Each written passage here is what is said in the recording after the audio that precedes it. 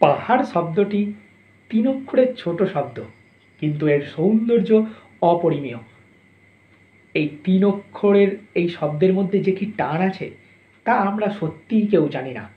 বাঙালি খাদ্যরসিকের সাথে সাথে ভ্রমণ পিপাসুও বটে, তাই সময় পেলেই পাহাড়ের সৌন্দর্য উপভোগ করার প্রবল তাড়নায় ছুটে যায় পাহাড়ের কোলে।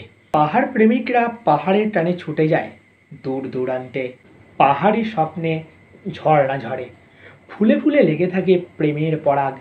গভীর জ্যোৎস্না আলোকিত রাতে পাহাড় কথা বলে পাহাড়ের সাথে। সবুজ অরণ্যানীর নিচে বয়ে যায় পাহাড়িয়া নদী। নদীর জলে চাঁদের ছায়া পড়ে, বনফুলের গন্ধ বাতাসে সুরভি ছড়ায়।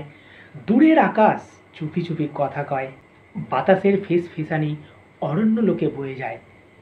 পাহাড়ের বিশেষত্ব হলো সবুজের ওপর মেঘের আনাগোনা। সূর্যকে পাহাড় থেকে সব থেকে কাছে দেখা যায় এবং আবহাওয়ার অনুভূতি অনেক ভালো পাওয়া যায়। মাঝে মাঝে সাদা মেঘের ঢেউ খেলে যায় পাহাড়ের কোলে। এই মেঘের আনাগোনা পাহাড়ের সৌন্দর্যকে যেন আরো বাড়িয়ে তোলে। আর এই স্বর্গীয় প্রাকৃতিক সৌন্দর্য উপভোগ করার তাড়নায় তাই মন বারংবার বলে ওঠে, চলো আরও একবার পাহাড়ের কাছে ফিরে যাই, আরও একবার পাহাড়ের চূড়ার কোলে মাথা রেখে আকাশের তারা দেখি। পাহাড়ে ভ্রমণ নিয়ে তাই বলতেই হয়, সেই চেনা পাহাড়িয়া সুরে বেঁচে থাকুক ভ্রমণের ভালোবাসা।